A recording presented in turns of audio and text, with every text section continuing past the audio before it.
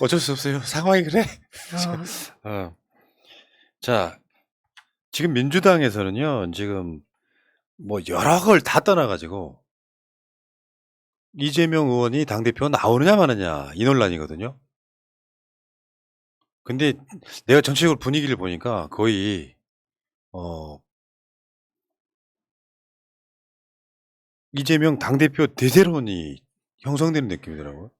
왜냐하면 이제 사실 솔직히 말씀드리면 정치 잘 모르는 뭐 초선 이런 사람들이 이재명이 지금 나오면 돼? 요 마인드는 옛날 마인드. DJ도 유학 갔다가 뭐 2년 만에 복귀했다 같은 소리고 옛날 마인드로 갖고 있다가 근데 막상 당원들 분위기를 보면 이재명밖에 없는 상황이거든요 지금. 근데 그것도 이재명 의원이 대선 후보였기 때문이 아니라 민주당이 해야 될 시대 정신에 가장 부합하는 사람이거든요. 거기다가 가장 큰 파워를 갖고 있는 사람이거든요.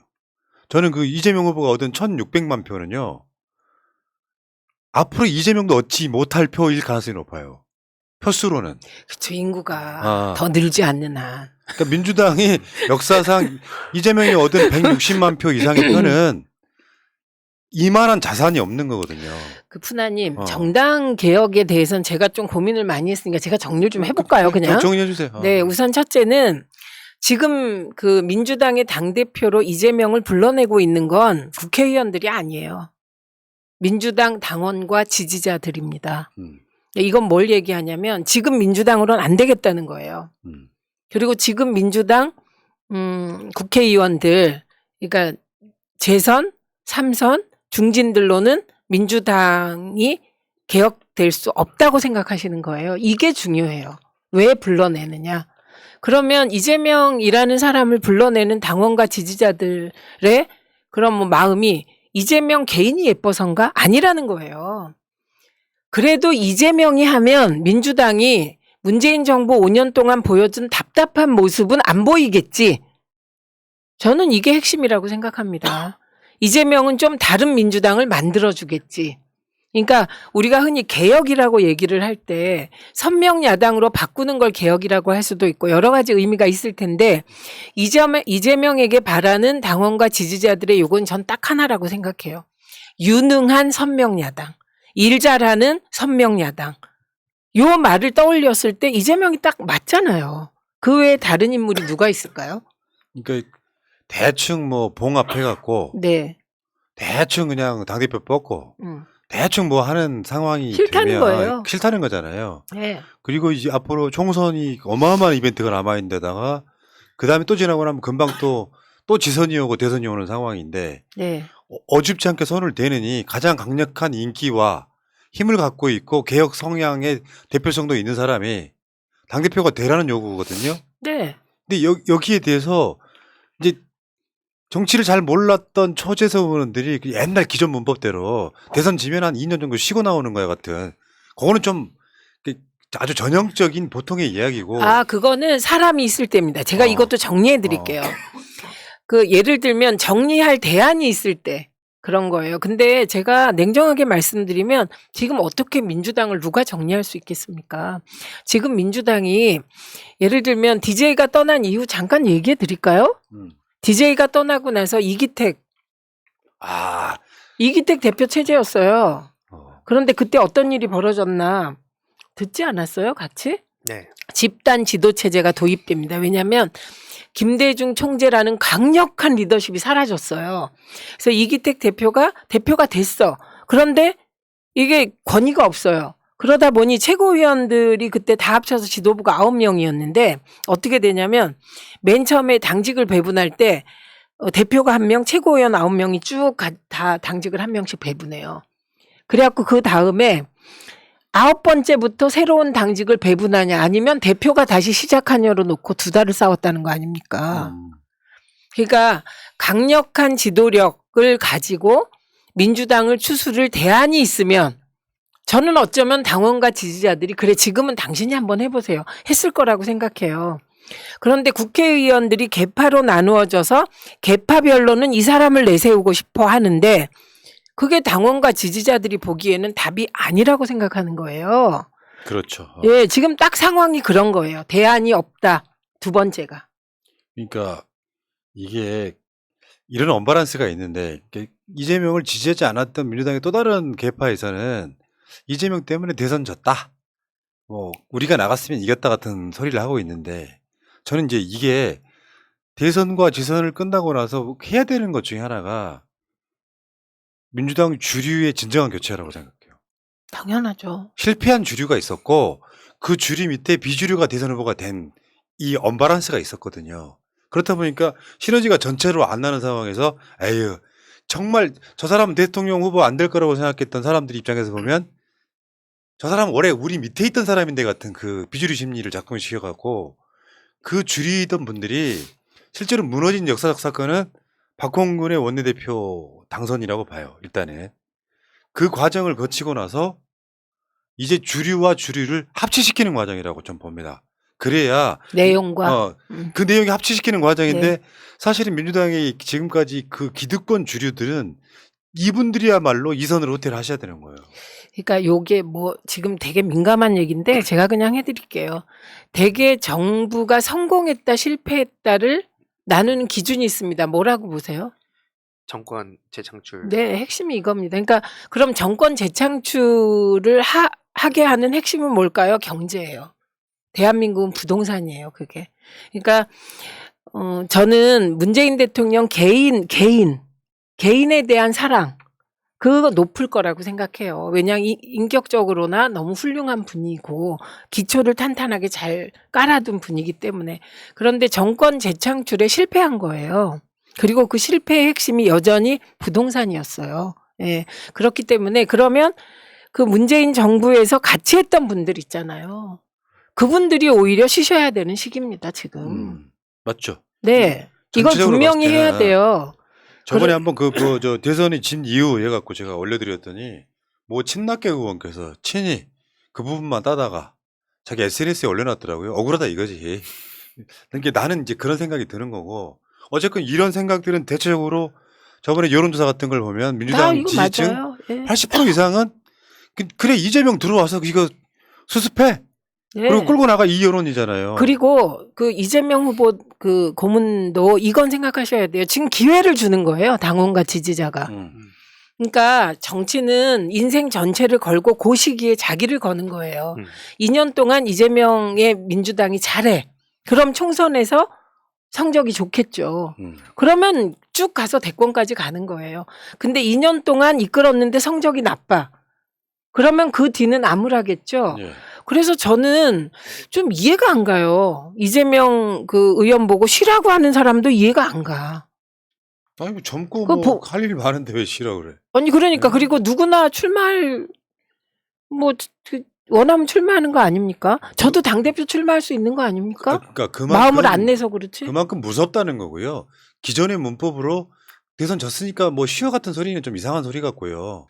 현실적으로 대안이 있다면 상관없겠지만 지금 현재 당은 그 대안 자체가 없는 상태로 보이거든요.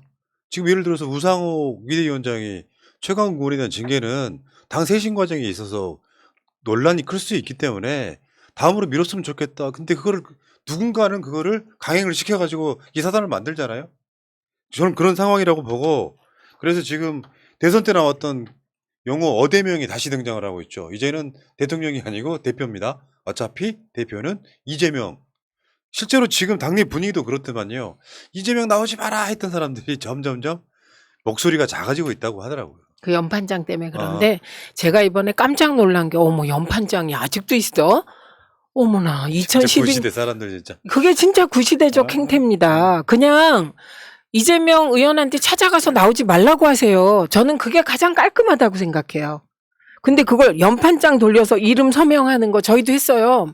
2012년부터 2013, 4년까지 했어요. 그 이후에 사라지셨거든요. 왜냐하면 그게 너무 구태라서. 그러니까. 네, 그런데 그게 2022년에 등장하려고 해서 그 저하고 김현 의원하고 아이 그건 못할 거예요. 아니, 그랬는데 딱 맞았죠. 그런 양반들은 차라리 이재명 의원한테 상소문을 올리지 그래. 아주 옛날 거. 아니 근데 그게 비슷하죠 뭐.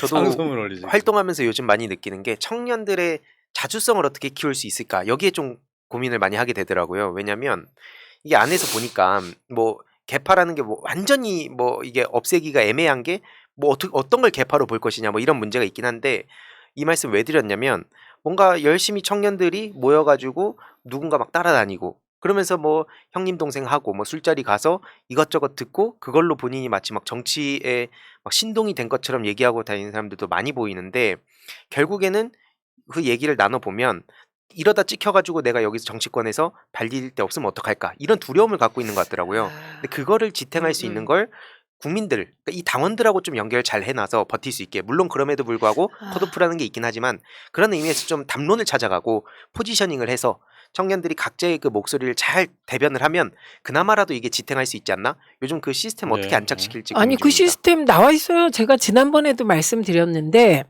황희두가 나갔다고 칩시다. 집행유예 그게 없다고 쳤어요. 황희두는 컷오프 당해요.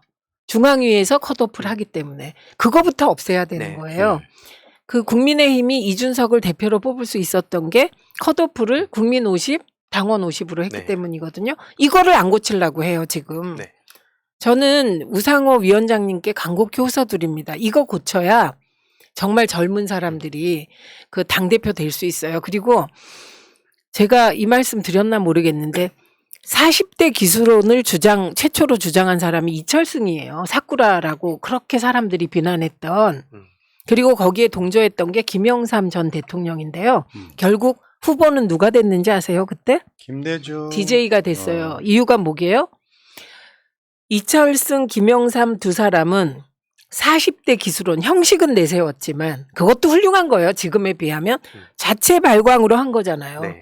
지금 현재 세대교체론 민주당에 이거는 586 일부가 뒤에서 미는 거잖아요. 그게 무슨 세대교체입니까? 강요된 세대교체지. 그런데 형식만 있었는데 DJ는 그때 깜짝 놀랄 일을 했어요. 4대 강국 보장론.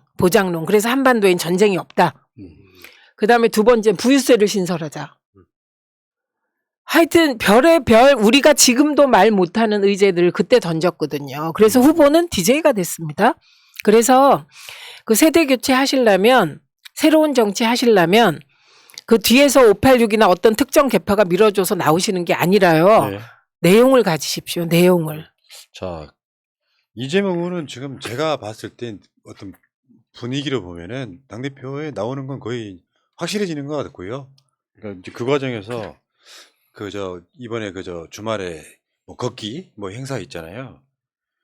그냥 이렇게 아주 세속적으로 보면은 세과시한 거예요.